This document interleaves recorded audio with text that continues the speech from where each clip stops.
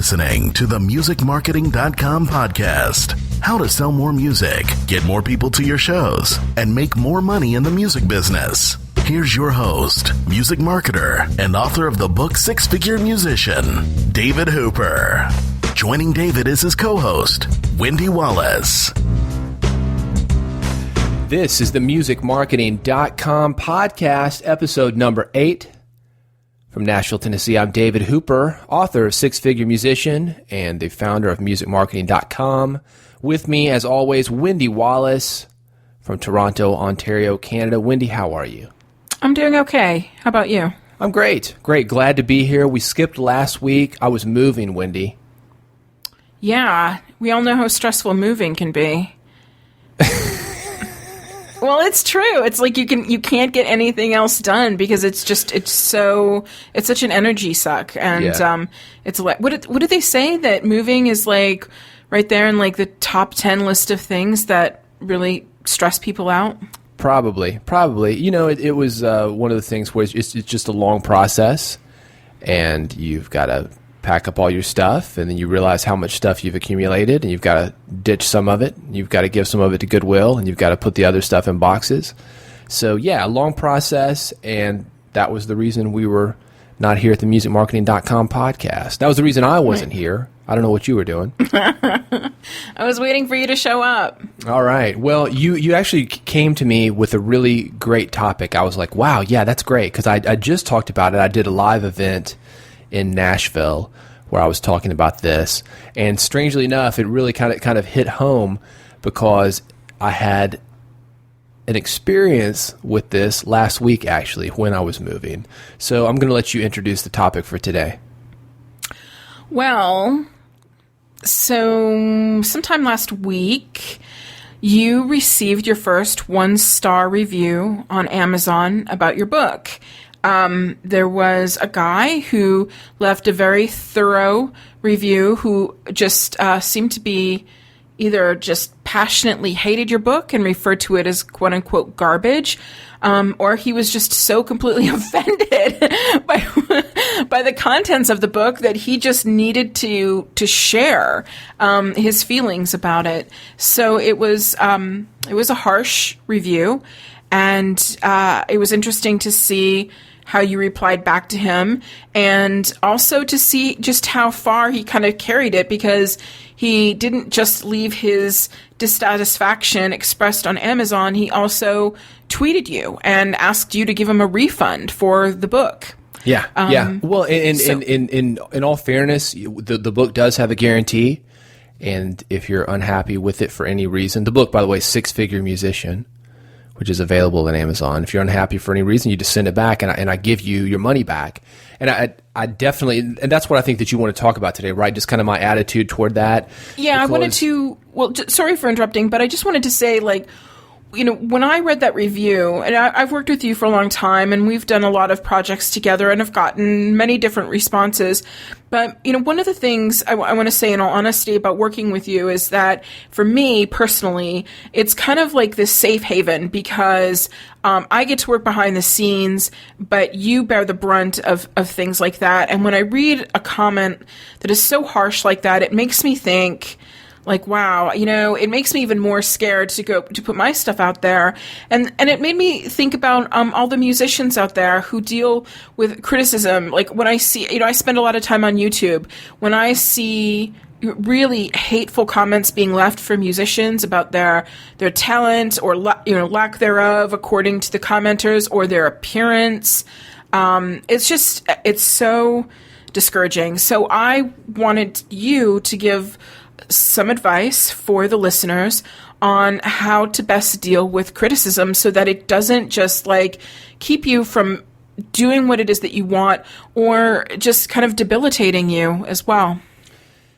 I think it's really, really difficult, especially as a musician, but I would say that this book, Six Figure Musician, you worked on it with me. It took us about 2 years to do. So we're invested in this book as much as any musician is invested in his music. The difference would be maybe is that, you know, I'm not really telling a personal story. There are stories within the book, but it's not about my life or it's not like an autobiography, so it might not be personal in the critiques, but at the same time, it's funny, when I was speaking a couple weeks ago here in Nashville, I was giving an example of a bad review and how to deal with criticism, and I actually had a review one time. It said, "A complete joke, just like David Hooper himself."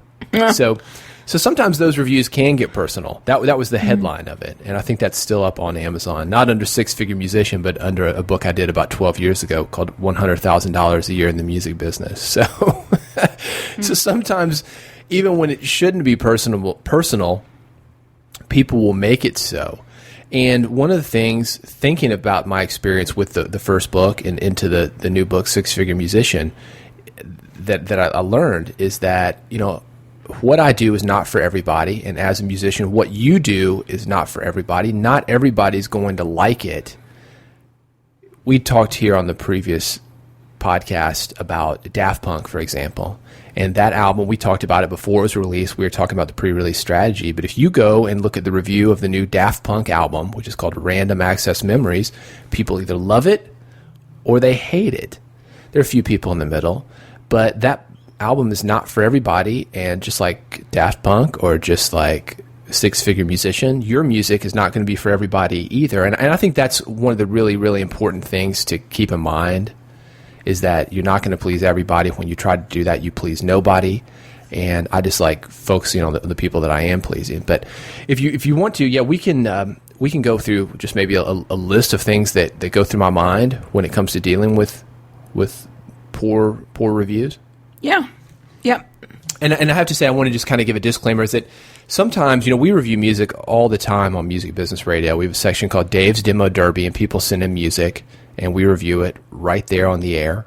Never heard it before, and it's usually me and a guest, like a label executive or sometimes other artist. And I have always really respected the artist who will send their music in, because you never know what you're going to get. It's just an opinion. We try to make that clear. At the same time, when you're getting a lot of the same opinions, sometimes it's good to take a look at that. So I think that there's some good things that can come out of criticism, and we'll talk about that. But speaking of good, that's probably the first thing that comes to mind when it comes to dealing with criticism is one, you've really got to know that it's good. I was joking around about the review I had on the very first book that I had. It said, "A joke just like David Hooper himself."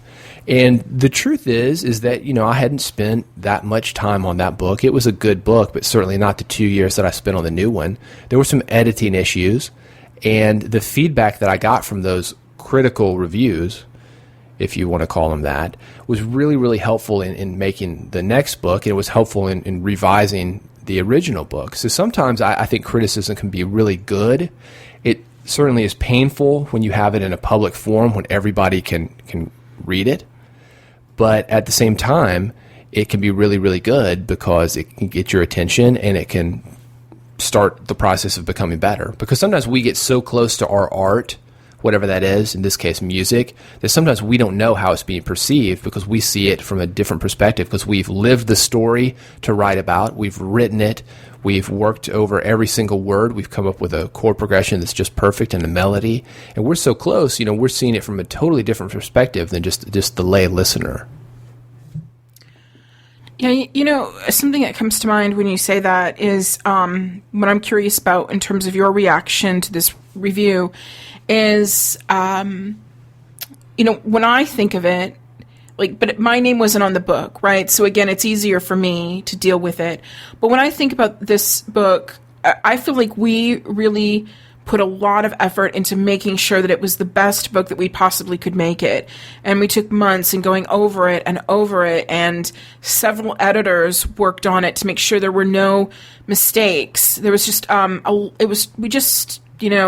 Virgo minds, because we're both Virgos, were in total overdrive. And so when I thought of that review, I thought, it was hurtful for me because he was taking a jab at my friend, but I also knew that there was no question that book could not have been better. It was the best that we could have done at the time.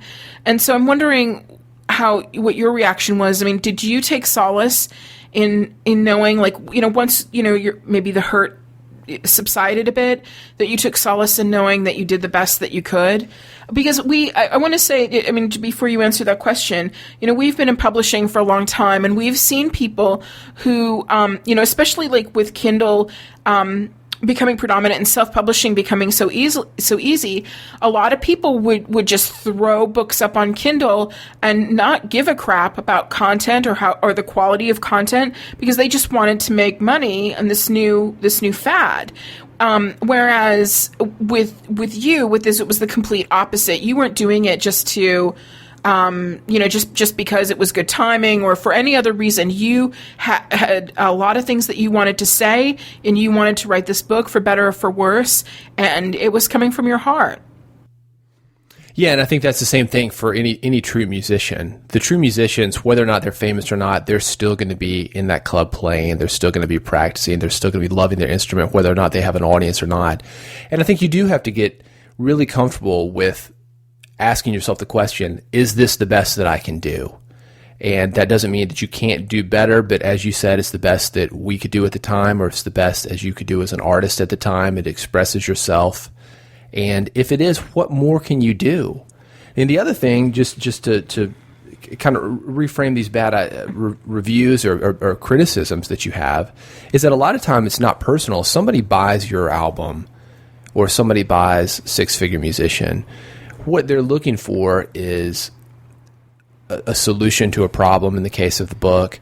Maybe they're looking for a solution to a problem in the case of music. They want to be happy. They want to dance. They want to have something to give a massage to, or do yoga, or relax to, or to drive really fast to. And if it doesn't meet their needs, they're thinking more of their needs and what the product is. It's not anything personal. So I think that is something to keep in mind. So many times as artists and creative people, we think of ourselves, here in the United States especially, people are defined by what they do for a living, and we think of ourselves as one with our art, but you are not your art. You're bigger than that. You are not your book. You're not your music. You're bigger than that.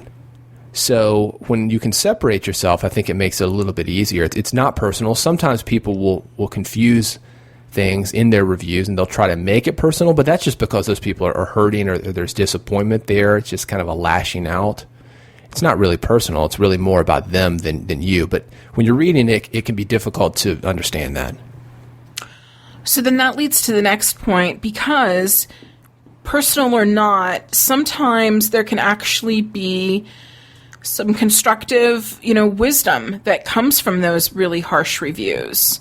Right. Right. Do you want to talk about that? Like how to kind of get the best out of criticism? Well, I think you have to listen. It's like I mentioned earlier, if you're getting the same comments every time. For example, if you had a band and you have a guitar, bass, and drums, and you play kind of prog rock, and if I say, ooh, man, you guys sound like Rush, and if the next guy says, oh, you sound like Rush, and the next guy says, oh, you kind of sound like Rush. Don't act like you don't know who Rush is.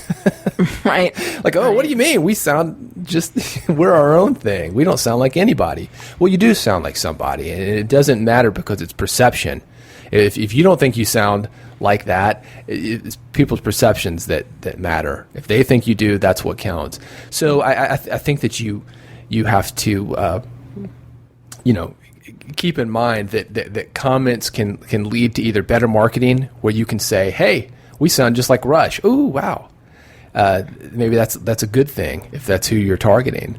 Or comments can lead to improvement. If you don't want to sound like Rush, you say, well, hey, maybe we ought to add a flute player or something to change things up, because we're sounding a little too much like Rush.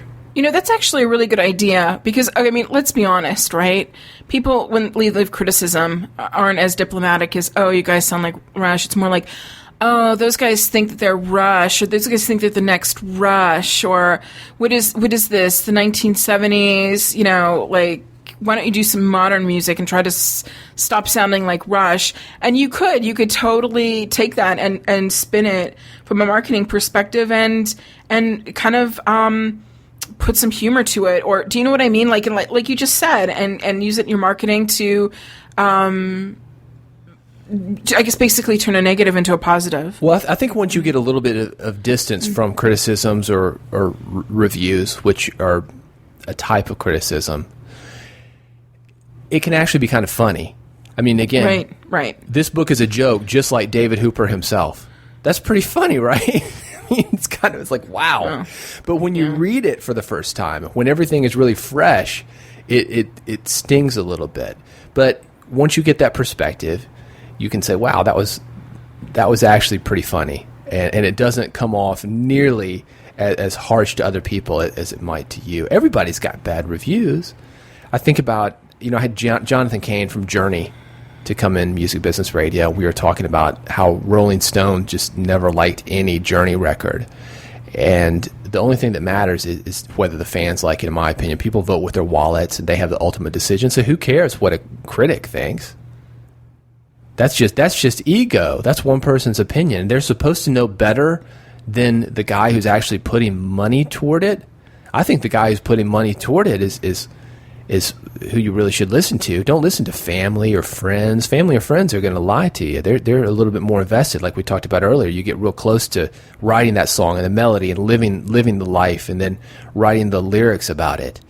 But it's the person who's going to put the money down who isn't invested in any other way other than putting money down that really counts. I don't know about that. You're going to have to elaborate on that, because I think that the people who put the money down, if we're talking about like a band like Journey, right, like a top 40, if top 40 still exists, but a mainstream kind of a band like that, wouldn't those people who are putting down their money, they may not all be influenced by a Rolling Stone critic, but they're somehow don't you think they're being influenced in some other way? Well, they're not going to be influenced by a Rolling Stone critic, and I think that's an important thing to think about. Because if we think about, for example, you mentioned YouTube, and I think this is hilarious, because if you go to look at like a Justin Bieber video, there'll be some guy on there who's like, oh, Bieber sucks, Metallica rules.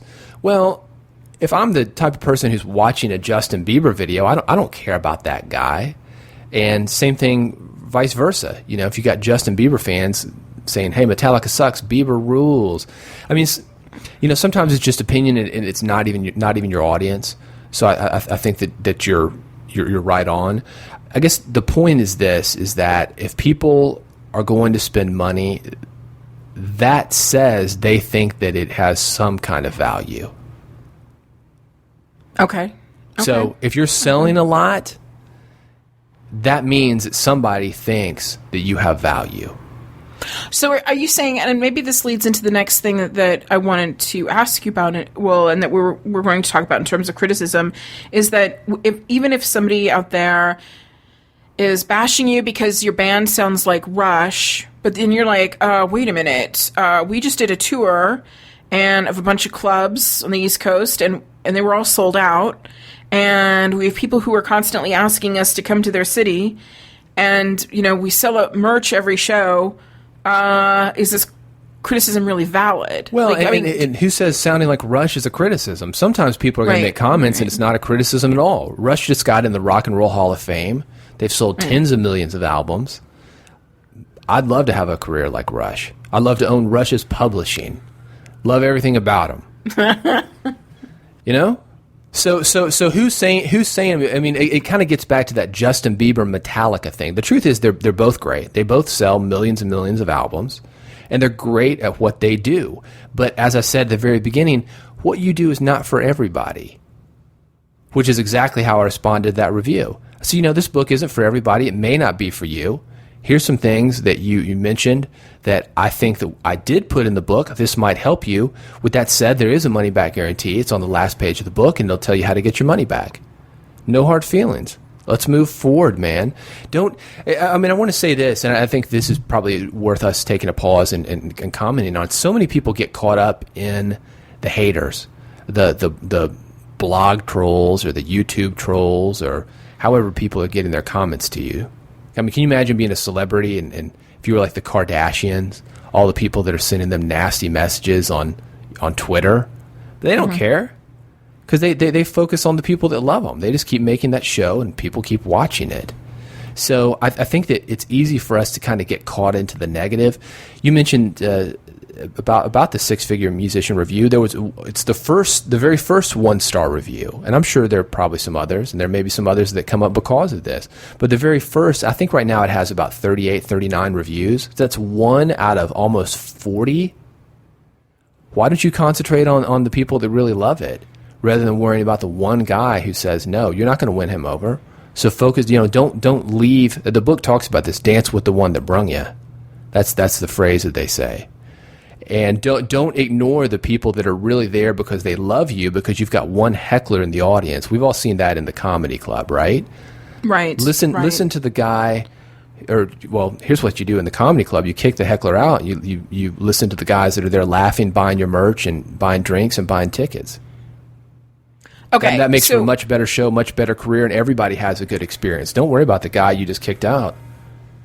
Okay, so not to get go all over the place here, but let's back up, because I actually have a comment about what you just said. But let's back up, and we will bring the whole Rush analogy to a close by just summing things up.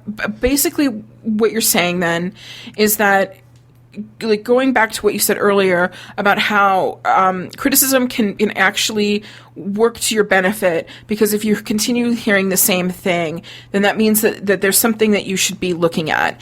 But what I'm also hearing you say is that it's all about perception, because you don't necessarily have to, if certain people are making the same comments repeatedly, it doesn't necessarily mean that you have to take it to heart and see it as being a complete total negative. That you can actually change your perception and look for ways on how those comments can benefit you, and you can use them to your advantage. Would that be a good way to sum it up? I think so. For example, there's somebody out there listening to this right now who maybe likes to have a few too many drinks. And people say, hey, don't you think you've had too many, or don't you think you've had enough, or maybe you should slow down? I mean, sometimes that stuff, it could come off like a criticism to some, but it's meant in the very best way possible. So that could possibly lead to improvement and lead to a better life. And just like that, we could, for example, we're not trying to insult people if we listen to a demo on Music Business Radio. What we're trying to do is help people. And if we were to say, hey, listen, the drummer is just a little bit off, and it sounds like your guitar is out of tune. Something's a little bit pitchy, and there's a little bit of rhythmic issue there. That can really, really help you to make a better product. That's not being mean. So sometimes criticism is actually a helpful thing, and it's just an opinion. And look, right. if you like being pitchy, go for it. But that comes with what I said at the very beginning, is knowing that you've done your best work. There are plenty of guys that are pitchy, and it works for them. But own it. Don't act like it doesn't matter. I mean, that was another thing that came to mind when you were talking about how how I deal with criticism. You acknowledge it. You say, well, this hurts, but that enables you to better respond to it. What I see a lot of people do is get into flame wars and take an argument public. We see that on Twitter all the time. Like, somebody will just really get hurt, and reality shows are perfect for this. I don't know if you've ever watched any musician reality shows where you'll see somebody where they'll read a bad review, or they'll see something on Twitter or a blog, and they'll start crying and lashing out, and that's usually not your very best option. You want to acknowledge it, and then you want to respond to it as opposed to react.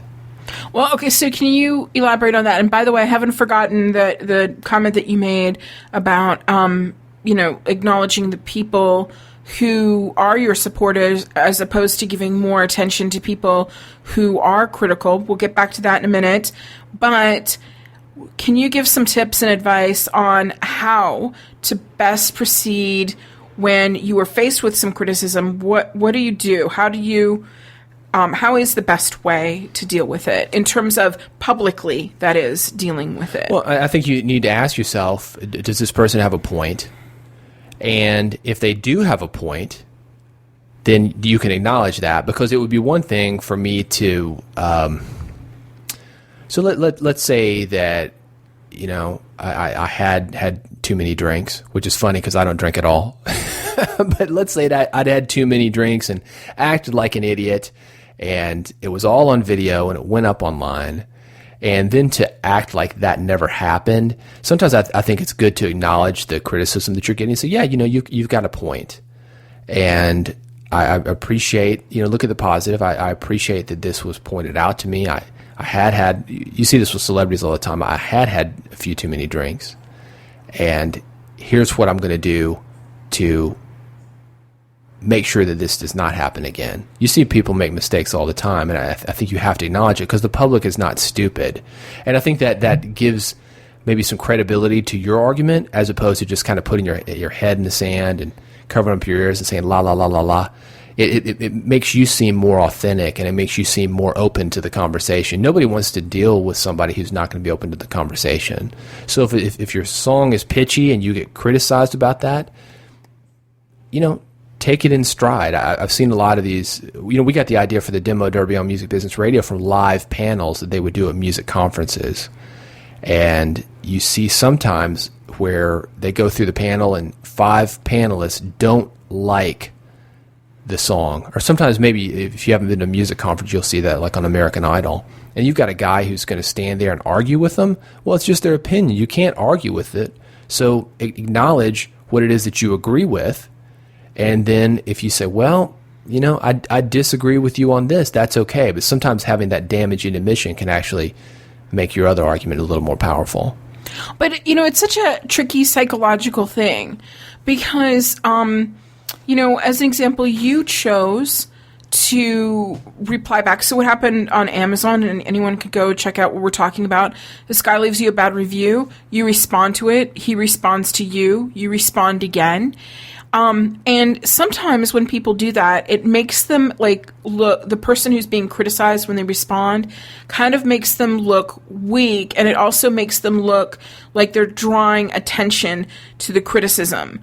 And in a sense, like I said, makes them look weak in the sense that they feel like they have to, justify themselves or explain themselves, or is trying to kind of I don't know what would be the right word, almost like kind of dampen the impact that bad review is going to have. Well, a lot of times what it has to do with is that the person being criticized is trying to convince the troll, if you will, or that person. Right. I'm not saying this guy was a troll because I think he had some comments that were his, and he, that's fine. You can have your own opinion.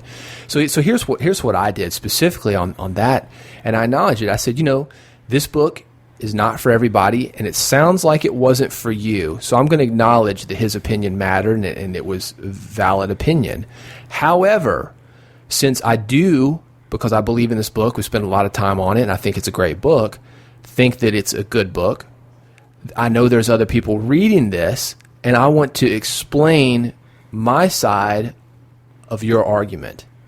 So I said, here is where I listed this, here's where I listed this, and I listed out a few page numbers. I said, I think this is what you're looking for.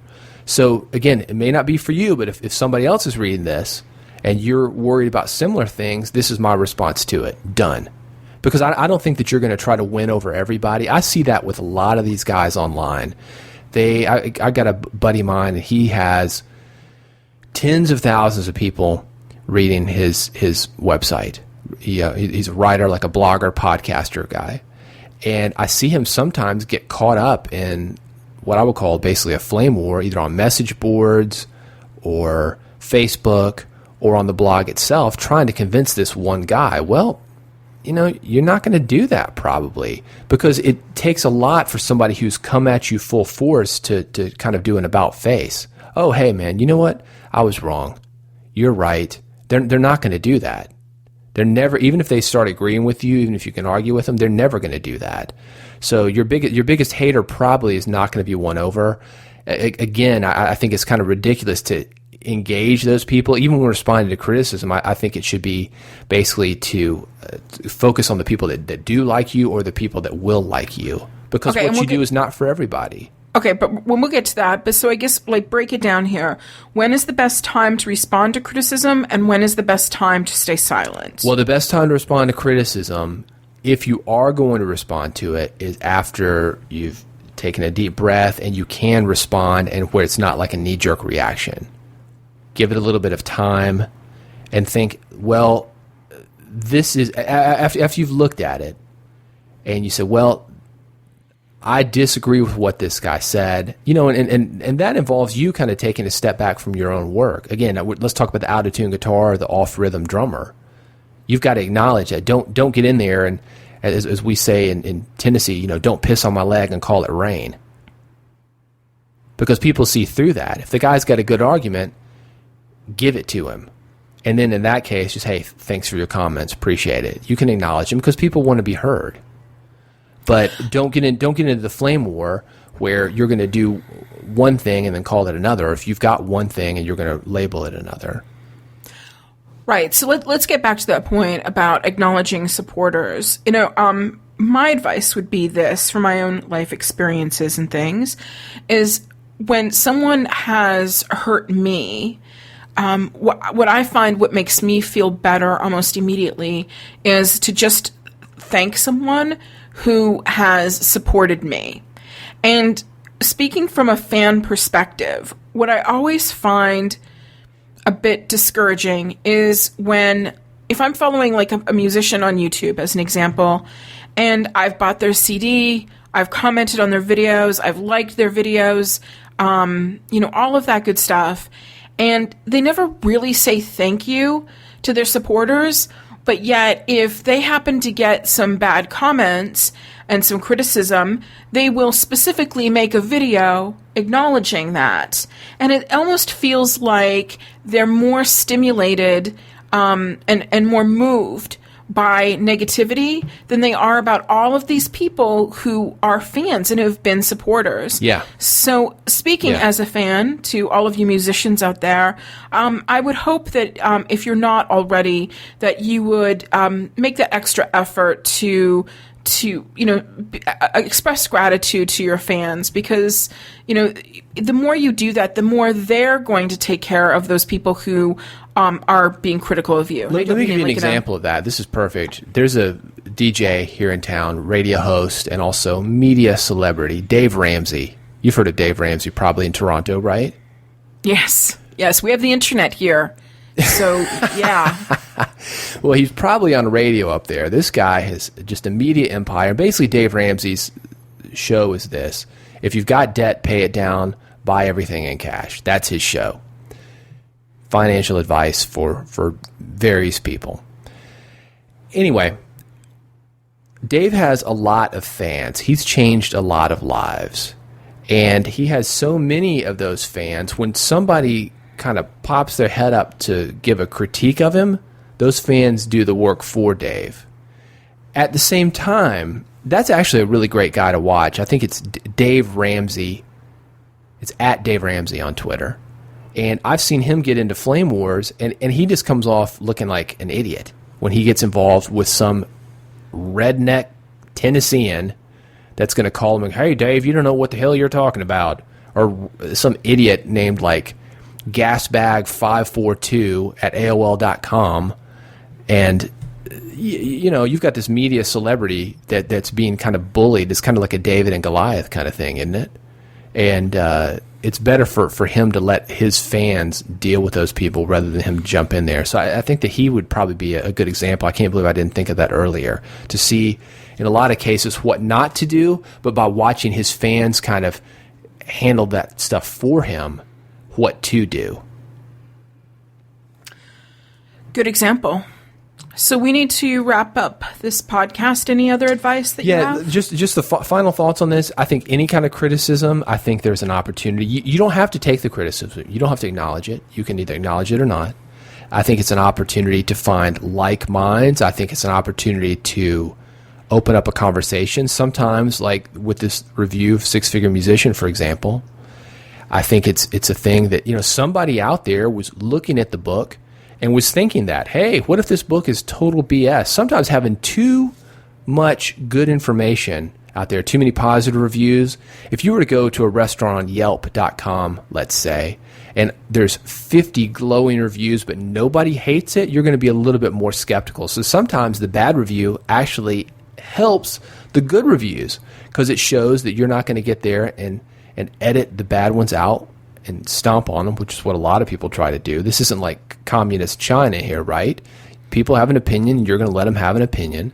So I think it kind of can find some like minds that might also be skeptical, see how you respond to criticism. They'll be more likely to buy what you do, come to your shows, eat your food, listen to your music, buy your book, whatever that is. It's an opportunity for you to show your personality, and it's an opportunity for you to improve. My father gave me some great advice. I had a situation one time in life, a business situation, and it was not really going well. And I was like, man, I don't know what to do. And he told me, he said, don't die on this hill. And I think that's a really, really good one. When you're looking at the battle, not just or the big war, not just a tiny little battle, and you want to go on and fight a much bigger one, and don't waste your energy on a little bitty thing that, in the grand scheme of things, doesn't matter. So, I actually want you to leave us with one other bit of advice. I was thinking, I want to write books. And again, my fear is experiencing the kind of review that you got. But when I was thinking of this podcast and I was thinking about the people who are going to listen to it, the musicians, I think, you guys have it a little bit worse because not only, are you putting yourself out there to be criticized for, let's say, your songwriting abilities, your musical talent, but also people can be really petty and also be very critical of your physical appearance as well.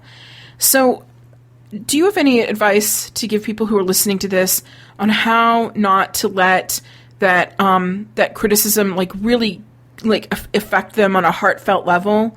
And I know it's don't take it personally, and I know it kind of, you can sum it up, but can you elaborate on that a little bit so that no one really lets criticism begin to turn into self-doubt? Well, I wish I had advice on that because I think that's something that we all struggle with at times. I was in the checkout of a Walgreens, and there's a big picture, to take it back to Kim Kardashian, of her pregnant in a bikini, and it says, "Who you calling fat?" And it's like, oh, ouch, somebody's making fun of a pregnant woman. But the reality is, when you're reaching enough people, there are going to be those that all they want to do is try to cut you down. We had a saying in the music business for a long time, still do, don't read press, especially your own. So I think that sometimes, don't hang around a bunch of yes men and believe your own hype. But at the same time, don't get caught up in the Rolling Stone critic, for example. I think you just have to get clear with doing what you do, doing it to the best of your ability, putting your head down and just getting out there and making it happen. And it is extremely scary. Wendy, I think there are so many talented people. There is somebody listening to this right now, I'm sure, that is in his bedroom playing guitar, afraid to put something on tape, afraid to put something out there, afraid to send something into Music Business Radio for the demo derby, because it could be maybe not a positive review. But I think when you look at this podcast, for example, you and I are getting better doing the podcast. The Music Business Radio got better. My book now, Six Figure Musician, we mentioned the earlier book that I did about 10 or 12 years earlier. Six Figure Musician was an improvement over that. I think you just get better.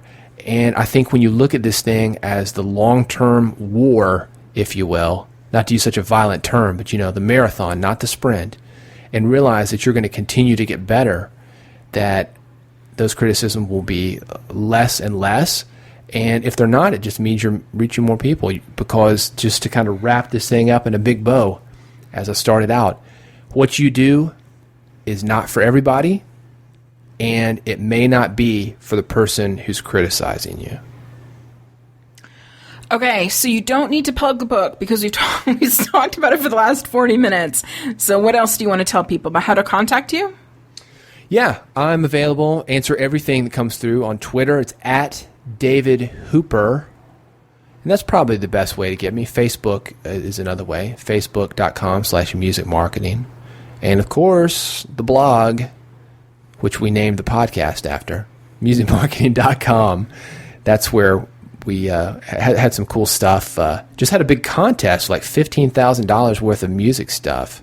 And by the way, just kind of an acknowledgement to that for people like you, Wendy, that are outside of the United States. I didn't realize that was a U.S.-only contest.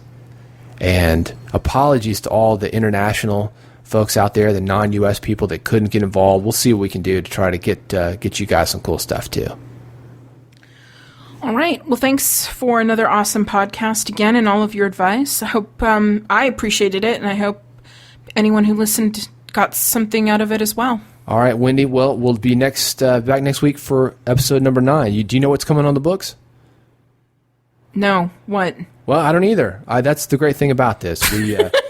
We kind of go along with the hot topics. You know, get a bad review and it sparks an entire episode that exactly. I think musicians can relate to, and who knows what'll come. All right. All right. Thank you Wendy, so much, appreciate David. you, and I'll see you next time. And thanks for listening. Thanks for listening to the musicmarketing.com podcast. If you have any questions or comments, email David and Wendy at musicmarketingpodcast@gmail.com. To listen to past shows and get even more music marketing advice, visit musicmarketing.com.